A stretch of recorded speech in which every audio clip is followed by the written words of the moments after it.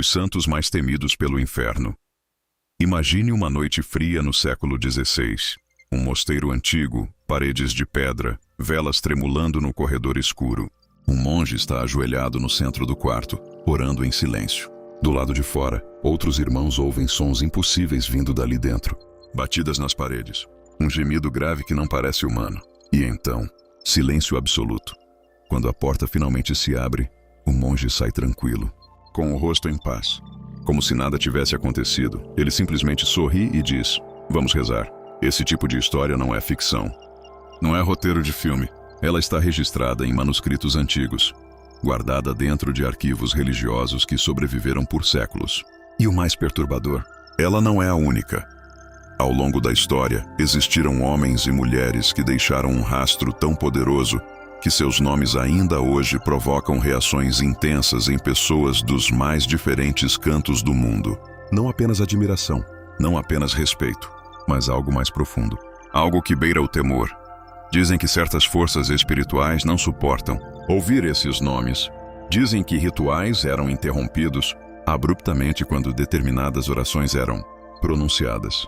Dizem que objetos simples, associados a esses santos, causavam reações inexplicáveis em pessoas em estado de crise espiritual. Hoje você vai conhecer as histórias por trás das figuras religiosas mais temidas por aquilo que muitos chamam de inferno. Algumas dessas histórias são perturbadoras, outras são comoventes, mas todas elas têm algo em comum. Atravessaram séculos e continuam sendo contadas até hoje. E quando você chegar ao final, talvez entenda por quê. Mas antes, apenas confere se você já está inscrito no canal, porque nos próximos vídeos teremos uma série de conteúdos para você. São Bento e o cálice que se partiu. Para entender São Bento, é preciso primeiro entender o mundo em que ele viveu. Era o século V. A Europa estava em colapso. Impérios caíam, cidades eram destruídas. E no meio desse caos, um jovem chamado Bento decidiu fazer algo que poucos tinham coragem de fazer: se afastar de tudo. Ele abandonou os estudos, as festas, os privilégios de uma família abastada. Trocou o conforto por uma caverna nas montanhas da Itália Central. Vivia em silêncio, em oração, em isolamento quase total. Parece simples, mas não foi. Relatos históricos descrevem que Bento enfrentou desde o início tentações intensas. Não apenas as tentações comuns que qualquer pessoa conhece, mas algo que ele próprio descrevia como uma batalha constante. Como uma presença que não queria deixá-lo em paz. Segundo os registros do Papa Gregório Magno, que documentou sua vida com riqueza de detalhes, Bento chegou a atirar-se em espinhos para resistir ao que sentia como assédio espiritual. Um gesto extremo, mas revelador da intensidade daquilo que ele acreditava estar enfrentando. Com o tempo, Bento fundou mosteiros. Criou uma regra de vida monástica que seria seguida por milhões de pessoas ao longo dos séculos. Mas a fama que acompanhou seu nome não veio apenas disso, ela veio de uma cena específica. Uma cena que vai ficando mais estranha quanto mais você pensa nela. Certo dia, monges de um mosteiro vizinho convidaram Bento para ser o líder deles. Ele aceitou, mas logo ficou claro que havia algo errado. A vida rigorosa que Bento propunha não agradou a todos, e alguns decidiram que queriam se livrar dele. A solução que encontraram foi colocar veneno no vinho que ele beberia durante a refeição. Quando Bento fez o sinal da cruz sobre o cálice antes de beber, algo aconteceu. O copo se partiu, simplesmente se quebrou, sem que ninguém tocasse nele. Bento ergueu os olhos para os monges em silêncio. Depois se levantou, agradeceu pela hospitalidade e foi embora. Sem raiva, sem acusações. Ele apenas foi embora. Esse episódio atravessou gerações, e foi a partir dele que nasceu um dos símbolos religiosos mais reconhecidos do mundo: a Medalha de São Bento. A medalha carrega letras em latim que por séculos foram interpretadas como palavras de proteção espiritual. Exorcistas, sacerdotes e fiéis ao redor do mundo relatam reações intensas de pessoas em estado de crise quando entram em contato com esse objeto durante orações específicas, objetos rejeitados violentamente. Pessoas gritando sem conseguir explicar o motivo, ambientes que pareciam mudar de atmosfera. Claro que existem explicações racionais para muita coisa, mas o fato é que esses relatos existem. São numerosos e foram registrados por pessoas de diferentes épocas, culturas e formações. E tudo isso começou com um homem que queria apenas silêncio e oração. Padre Pio e as noites de terror. Avance o calendário cerca de 14 séculos. Estamos agora no sul da Itália, no início do século XX. Um jovem frade chamado Francesco Forgione recebeu um nome que o mundo inteiro acabaria conhecendo: Padre Pio. Desde jovem, Pio relatava experiências incomuns, visões, sensações, presenças que ele descrevia com detalhes perturbadores. Mas o que chamou mais atenção do mundo não foram apenas as visões, foram as estigmas. Em 1918, Padre Pio acordou com feridas nas mãos, nos pés e no lado do peito. Feridas que não cicatrizavam, que sangravam regularmente. Médicos examinaram e não encontraram explicação convencional para o fenômeno. O Vaticano investigou. Estudiosos tentaram refutar, mas as feridas permaneceram por décadas, até poucos dias antes de sua morte, quando misteriosamente desapareceram sem deixar cicatriz. Mas não é isso que torna a história de Padre Pio tão perturbadora. É o que acontecia à noite. Pessoas que viviam no mesmo convento relatavam sons vindos do quarto de Padre Pio durante as madrugadas. Batidas intensas, vozes que não era possível identificar, barulhos que não tinham origem aparente, e quando encontravam Padre Pio pela manhã, ele às vezes estava marcado, com hematomas, com cortes, como se tivesse sido fisicamente agredido durante o sono. Ele mesmo descrevia esses momentos como ataques. Dizia que forças hostis tentavam fazê-lo abandonar sua missão, que havia noites em que a luta era tão intensa que ele mal conseguia se levantar. Mas o que mais impressionava as pessoas que o conheciam era exatamente o contrário disso. De dia, Padre Pio era calmo, paciente, às vezes irônico, com um humor surpreendente. E quando alguém se aproximava para se confessar, havia relatos de que ele parecia conhecer coisas que não deveriam ser acessíveis a ninguém. Um homem que nunca havia revelado um segredo para ninguém ouvia Padre Pio mencioná-lo antes mesmo de abrir a boca. Uma mulher que havia decidido não se confessar de verdade, planejando mentir, era gentilmente dispensada antes de começar. Pessoas que haviam perdido a fé, que chegavam ao convento por curiosidade ou por desespero, saíam de lá transformadas, sem que Padre Pio tivesse feito nada de dramático. Apenas conversado, apenas olhado. Havia algo na presença dele que as pessoas simplesmente não conseguiam explicar com as palavras que tinham disponíveis. E talvez seja por isso que, décadas após sua morte, filas de peregrinos ainda chegam ao seu túmulo todos os anos, vindos dos lugares mais remotos do planeta. Pessoas que nunca se conheceram, mas que carregam histórias parecidas. A sensação de que algo mudou depois de se aproximar dele, mesmo que seja apenas uma foto. Mesmo que seja apenas uma oração dita em silêncio diante de uma imagem. Santa Teresa d'Ávila e a visão que ela nunca esqueceu. Existem pessoas que falam sobre o inferno de forma poética, com distância, com metáforas bonitas. Teresa de Ávila não era uma delas. Ela viveu no século XVI, numa Espanha marcada pela Inquisição, por guerras religiosas e por um medo coletivo intenso. Teresa era uma mulher inteligente, carismática e irreverente para os padrões da época. Reformou conventos, fundou mosteiros e escreveu obras que até hoje são estudadas em universidades ao redor do mundo. Mas o que a tornou uma das figuras mais perturbadoras da história religiosa não foi nada disso, foi o que ela descreveu em seus escritos pessoais. Teresa relatou ter tido uma visão do inferno. Não uma visão simbólica, cheia de imagens vagas e poéticas.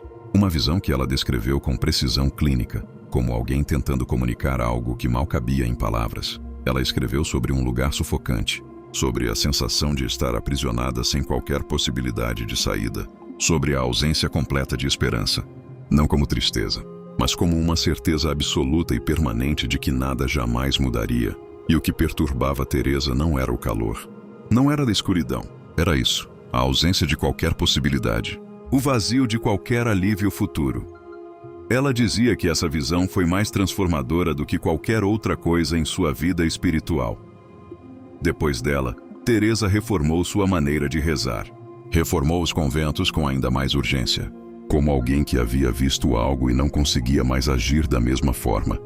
E curiosamente, essa visão não a deixou paralisada pelo medo. A deixou movida por algo diferente. Uma espécie de coragem nascida do avesso do desespero. Durante suas orações, Teresa também relatava encontros com presenças hostis, momentos em que algo tentava interromper sua meditação. às vezes com sensações físicas, às vezes com pensamentos que ela descrevia como não seus, como se alguém estivesse colocando ideias em sua mente tentando desviar sua atenção. Sua resposta a essas experiências ficou registrada numa frase que sobreviveu séculos. Ela dizia que, nessas horas, não sentia medo. Sentia sim, mas recusava a deixar o medo ditar o próximo passo. E talvez seja exatamente isso que torna Teresa uma das figuras mais respeitadas quando o assunto é combate espiritual. Não a ausência de medo, mas a recusa em ser governada por ele. Coloca nos comentários se você já conhecia alguma história desses santos e, o mais importante, se você tem fé. São Miguel Arcanjo e a batalha que nunca terminou. Aqui chegamos a uma figura diferente de todas as outras. São Miguel não é um santo humano. Não viveu, não sofreu, não envelheceu. Mas sua presença atravessa culturas milenares de uma forma que poucos personagens da história religiosa conseguiram. Nas tradições cristã, judaica e islâmica, Miguel aparece como uma força de combate, não de bondade passiva, não de gentileza, mas de resistência ativa contra o que essas tradições descrevem como o mal. Pinturas antigas, de civilizações completamente diferentes, retratam a mesma cena. Uma figura luminosa com espada erguida, derrotando algo sombrio sob seus pés. Isso não é coincidência de estilo artístico. É a mesma narrativa surgindo em lugares e épocas que não tinham contato entre si. O que significa que algo nessa imagem ressoa profundamente no ser humano, independente de cultura ou religião. Ao longo dos séculos, orações associadas a São Miguel foram usadas em momentos de crise espiritual. Rituais de exorcismo em diversas tradições invocam seu nome. E os relatos de pessoas que usam essas orações em situações de desespero descrevem algo consistente, uma mudança de atmosfera, uma sensação de que o peso que estava ali não está mais. Racional ou sobrenatural. Essa experiência foi relatada com tanta frequência, em tantos contextos diferentes, que é impossível simplesmente descartá-la. O que faz de São Miguel não apenas um símbolo religioso, mas algo que parece ativar algo muito antigo dentro das pessoas. Uma memória de que existe proteção, de que o mal não é a última palavra. São Cipriano e o homem que conhecia os dois lados. Poucas figuras religiosas têm uma história tão cinematográfica quanto Cipriano de Antioquia. Antes de ser santo, ele era o oposto. Segundo os registros históricos e tradicionais, Cipriano foi um estudioso do oculto. Desde jovem, mergulhou em práticas que sua época considerava feitiçaria. Buscava poder espiritual por caminhos que a maioria das pessoas evitaria. E segundo os relatos, ficou muito bom nisso. Ele oferecia seus serviços a quem pudesse pagar. E um dia, um homem abastado o procurou com um pedido incomum. Queria que Cipriano usasse todos os seus conhecimentos para fazer uma jovem cristã chamada Justina se apaixonar por ele. Cipriano aceitou. E foi aí que as coisas ficaram estranhas. Por mais que tentasse, por mais poderoso que fosse em seu conhecimento oculto, nada funcionava com Justina. A fé dela parecia criar uma barreira que seus rituais simplesmente não conseguiam atravessar. Aquilo foi desconcertante para um homem que nunca havia encontrado um obstáculo que não pudesse superar com seu conhecimento. Cipriano ficou fascinado, depois perturbado, e depois, segundo os relatos, transformado. Ele converteu-se ao cristianismo, abandonou completamente as práticas anteriores e tornou-se bispo. Justina, a jovem que havia resistido a todos os seus ataques espirituais, entrou para o convento. Os dois foram executados juntos anos depois, durante uma perseguição religiosa. Mas o legado de Cipriano ficou envolto em mistério, porque, ao contrário de outros santos, ele carregava uma reputação dupla. Era venerado pelos fiéis, e ao mesmo tempo, seu nome circulava em manuscritos obscuros, em livros de práticas que a Igreja nunca reconheceu oficialmente. Sua figura tornou-se símbolo de uma ideia perturbadora, que aquele que conhece os dois lados, que esteve na escuridão e saiu dela, representa uma ameaça muito específica para as forças que preferem permanecer nas sombras. O que eles tinham em comum? Você percebeu que, ao longo de todas essas histórias, um padrão se repete? Nenhum desses santos buscou fama. São Bento queria solidão. Padre Pio pedia que as pessoas parassem de ir visitá-lo. Teresa d'Ávila resistia à atenção que sua figura gerava. São Cipriano simplesmente virou as costas para uma vida inteira de poder e influência. E mesmo assim, Todos eles se tornaram figuras que continuam sendo invocadas, estudadas e reverenciadas séculos depois. Por quê? Talvez porque a humanidade sempre reconheceu, de forma instintiva, algo em pessoas que enfrentaram o medo sem fugir, que ficaram firmes quando seria muito mais fácil ceder. Não estamos falando de coragem no sentido comum. Não é a coragem de quem não sente medo. É a coragem de quem sente o medo completamente e decide avançar mesmo assim. Esses santos, segundo os relatos, não foram poupados do sofrimento. Foram atacados, foram perseguidos, foram colocados à prova de formas que a maioria de nós nunca vai experimentar, e permaneceram. Essa permanência é o que transformou seus nomes em algo maior do que simples memórias históricas. É o que fez com que, durante crises pessoais, pessoas recorressem a esses nomes como âncoras. Porque existe algo universalmente humano em acreditar que há alguém do outro lado que já passou por isso, que sobreviveu, que não foi destruído pela escuridão. Por que essas histórias resistem ao tempo? Vivemos numa era em que temos acesso a mais informação do que qualquer geração anterior. Podemos verificar, questionar, debater, e mesmo assim, histórias como essas continuam atraindo milhões de pessoas. Filmes sobre batalhas espirituais arrecadam fortunas nos cinemas. Livros sobre experiências sobrenaturais ficam meses nas listas dos mais vendidos. Vídeos sobre santos e milagres acumulam visualizações que rivalizam com os maiores canais de entretenimento do mundo. Por quê?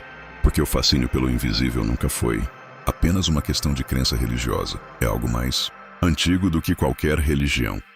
Desde os primeiros seres humanos que olharam para o céu noturno e se perguntaram: o que estava além? Existe em nós uma necessidade de entender aquilo que está fora do alcance dos nossos sentidos.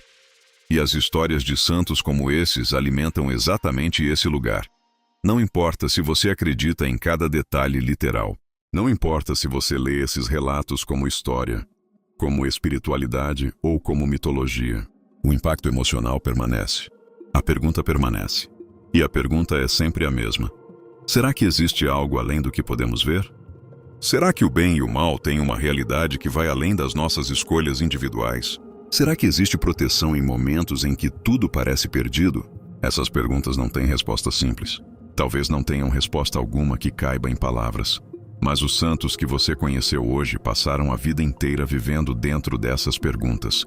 E, segundo os registros, não saíram delas diminuídos. Saíram com algo raro. Uma paz que não dependia das circunstâncias. Uma firmeza que não precisava de aprovação. E talvez seja exatamente isso que o inferno, se existir como uma força real, jamais conseguirá suportar. Não o poder, não a grandiosidade, não o espetáculo, mas a paz quieta de alguém que, tendo visto a escuridão de perto, decidiu não ter medo dela. Esses foram os santos mais temidos pelo inferno, e suas histórias ainda estão sendo contadas. Deixa o like, compartilha com alguém que gosta de história contada de verdade. E se quiser continuar nessa jornada de histórias que a escola nunca contou, inscreva-se. A gente se vê no próximo vídeo.